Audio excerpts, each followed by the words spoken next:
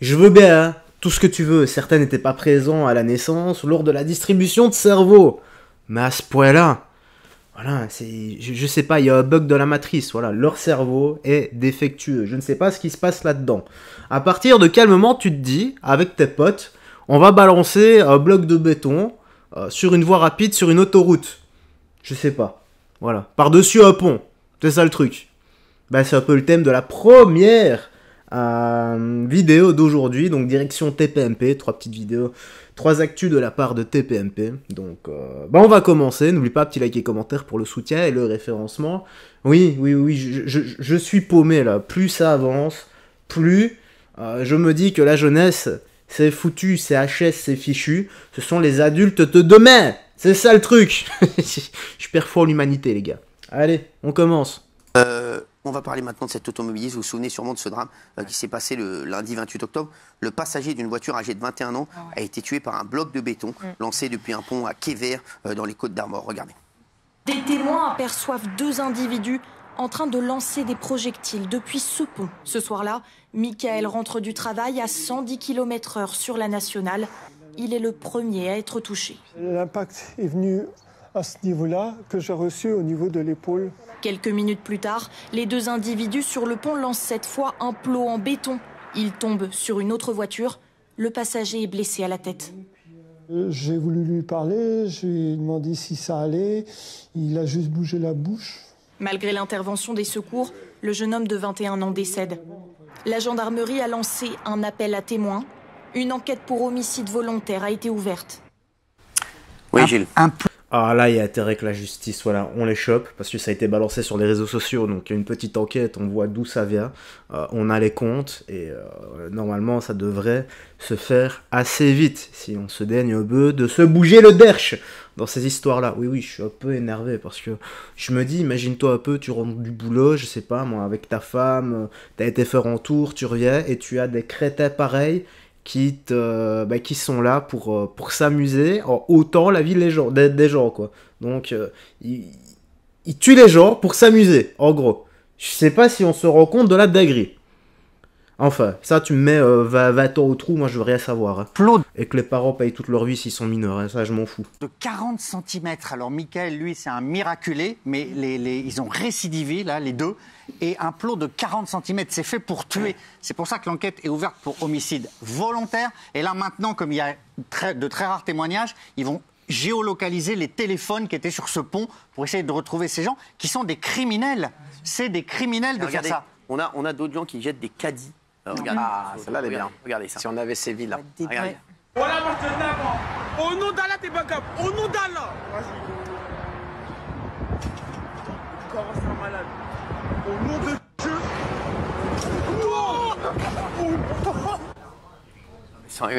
J'ai confondu avec cette vidéo-là. Voilà. C'est pour le bloc de béton qui a été jeté. Je pensais que c'était eux. Donc ça, c'est encore une autre vidéo. Incroyable. Incroyable. Vous vous rendez compte? La bêtise. Ça, c'est très grave. Hein. Mais c'est très, très grave. Très bon. Bah, on les a laissés faire parce qu'elle est pas. Je l'ai vu moi cette vidéo, elle n'est pas d'aujourd'hui, elle est super vieille. Et on voit la tête du jeune homme qui se filme. Si on était parti les chercher et qu'on leur envoyé un message et si on avait sévi en disant jeter des caddies sur l'autoroute, regardez ce qu'il a pris. Peut-être que l'abruti qui a acheté le pavé, peut-être qu'il aurait réfléchi à dire ça, c'est des années de tôle, je vais pas le faire. Mais là, on a rigolé sur cette vidéo, c'est marrant. On entend les camions klaxonner. Le mec se filme. Ouais, regardez, machin. Ouais, c'est là le problème. Mais à quel moment ils se rendent compte? Mais là, on a rigolé, tout le monde a rigolé. Hein. Les pouvoirs publics, ils l'ont vu, ça. Hein. Tout le monde l'a vu, ça. Les politiques, ils l'ont vu. Il a raison. Tout le monde l'a vu. On a vu la tête du gars. Je suis désolé, moi, catastrophe. On aurait dû aller les chercher. Catastrophe, vraiment catastrophe. Allez, on va passer à la première. Bon. Qu'est-ce qu'on doit faire avec ce genre de personnes?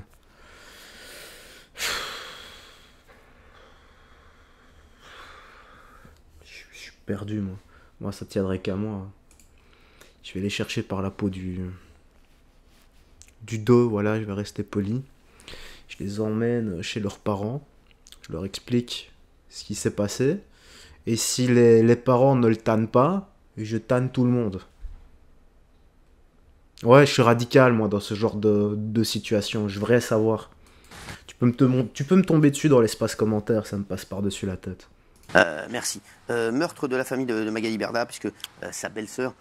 Deuxième actu, désolé, je suis paumé là aujourd'hui avec ça, franchement, ça me révolte de trop. Avait été tué. Le suspect vient d'avouer le crime, mais il reste libre. Alors, c'est une histoire extrêmement compliquée et dramatique. Je fais rapidement le résumé des faits. Le 10 octobre 2021, c'est le jour du crime. On est à côté du double crime. On est à côté de Marseille, à Aloche. Les enfants, 3 enfants de Karine, n'arrivent pas à joindre leur mère. Ils vont se rendre là où ils savent la trouver, c'est-à-dire chez son compagnon, Fred. Et lorsqu'ils arrivent sur place, ils retrouvent les 2 corps massacrés de plusieurs coups de masse, de couteaux. Enfin, il y a du sang partout. Et l'aîné, je crois qu'il y a 24 ans, hurle tellement fort qu'un voisin sort pour voir ce qui se passe. Il va la consoler. Et il s'avérera par la suite d'ailleurs que c'est l'auteur présumé de ces 2 crimes. Cet homme va être rapidement suspecté par la police parce qu'il a un comportement pour le moins curieux. Depuis un an, il semble très agité et lors d'une perquisition à son domicile, on retrouve des serviettes pleines de sang. Sur son scooter, il y a également du sang. Et à l'examen, on s'aperçoit que c'est l'ADN des 2 victimes. Autant d'éléments qui permettent de le mettre en examen et en prison. J'ai envie de vous dire que jusque-là, c'est un fait divers, c'est un double meurtre classique. Ouais, sauf que, comme il est noté, le suspect vient d'avouer le crime, mais il reste libre. Bravo la justice. Alors, là où ça devient plus compliqué, c'est qu'on n'a pas de mobile. On ne comprend pas pourquoi cet homme est passé à l'acte de façon aussi sauvage. Et il va être donc incarcéré pendant 2 ans et demi. Et la loi prévoit sur les longues détentions préventives qu'une commission soit organisée par le juge d'instruction pour la prolongation de la détention provisoire. Et là, la juge d'instruction de l'époque a fait une erreur. Entre-temps, ce suspect avait été placé sous curatelle et elle aurait dû convoquer le curateur pour être présent lors de cette commission. Elle ne l'a pas fait. Ça a été considéré comme un vice de procédure et donc ça annule la détention provisoire. Cet homme va ressortir au bout de 2 ans et demi de détention.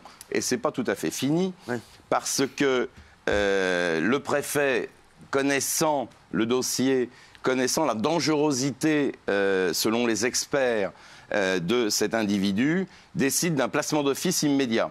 Donc le voilà, il sort de prison pour aller à l'hôpital psychiatrique.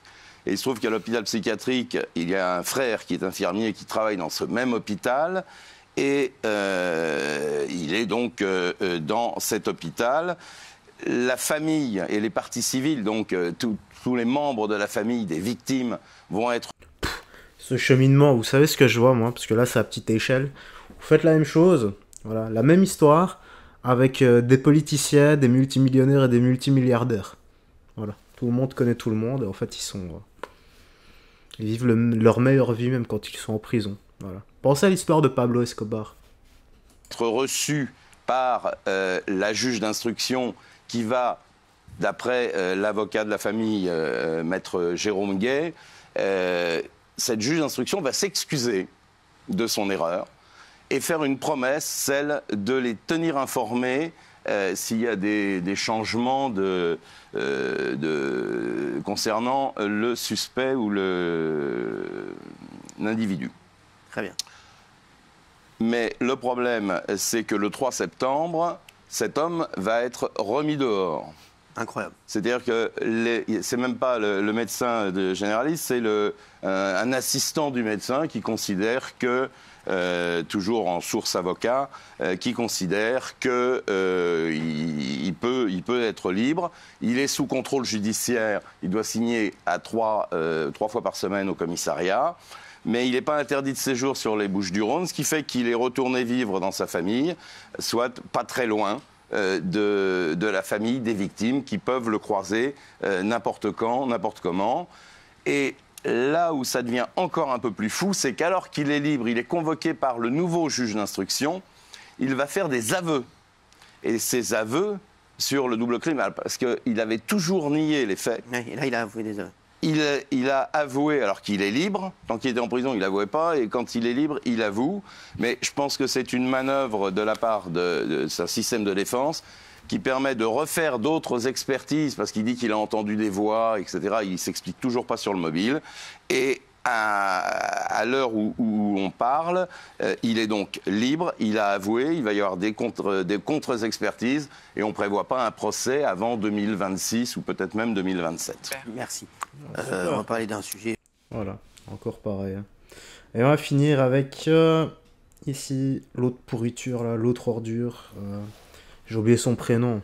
Celui qui a assassiné la pauvre Philippine, l'étudiante de 19 ans, rappelle-toi. On va parler de cette affaire, justement l'affaire Philippine. Le principal suspect accepte finalement son extradition vers la France. Il était temps. Ah, il est gentil. Il était gentil. Quel gentil garçon. Raymond, ça, le mec il accepte, d'accord, c'est bon. C'est sympa. Ça me rend fou ça. Je crois que c'est Michel, mais ça me rend fou comme vous. Mais... Michel. Non, c'était pas moi, mais bon, peu importe. Je peux en parler. C'est pas moi. Lorsqu'il a été interpellé, cet individu sur le territoire suisse a été placé en détention pour le meurtre et le viol de Philippine. Et la loi prévoit, puisque la Suisse ne fait pas partie de l'Union européenne, il y a une procédure d'extradition qui est un peu plus compliquée qu'avec l'Union européenne. Et il faut demander à l'individu s'il est d'accord pour être extradé. Et lui avait refusé dans un premier temps l'extradition, considérant sans doute que les prisons helvétiques étaient plus confortables que les nôtres. Et puis là, in fine, il a accepté d'être extradé. Donc on va le récupérer dans quelques jours. En France, où il sera évidemment incarcéré et mis en examen. Et surtout, la garde à vue va pouvoir commencer, les policiers français vont pouvoir l'interroger. Il n'y aura pas de garde à vue, c'est compte tenu du fait qu'il y a un mandat, il va être directement chez le juge d'instruction. D'accord, mais ce que je veux dire, c'est qu'on va pouvoir commencer les interrogatoires et lui demander des comptes sur ce qu'il a fait. Il ne passera pas par la case quai des Orfèvres. Non, il passera pas par la case. Ils en examen immédiatement. Il passera pas par la case quai des Orfèvres. Moi, j'ai une question bête. Mais... Ah oui. Moi, j'ai une question très bête. Marco Mouli s'était fait arrêter en Suisse. Oui. On lui a pas demandé son avis. Ils ont été le chercher c'est lui qui a accepté. En France. C'est lui qui a accepté. Parce qu'il avait il y a un statut dans les prisons suisses, il y a un statut particulier qui a des VIP, des cellules VIP. Il avait pris la... Voilà. En tout cas, on s'en fout de Marco Mouli. Bon, voilà, je suis toujours pas redescendu, je vais aller me calmer un peu, puis j'enchaînerai les 2 autres vidéos avant d'aller m'entraîner, d'aller bosser. Oui, je fais mes vidéos tôt le matin. En tout cas, voilà, dis-moi ce que tu penses de tout ça dans l'espace commentaire, est-ce que tu es révolté comme moi ou non? Ça mettrait, je me sentirais moins seul, quoi, si jamais. En tout cas, voilà, on va couper ici. Prends bien soin de toi, des gens que tu aimes, et que Dieu te bénisse. Bye bye. Fais très attention à toi.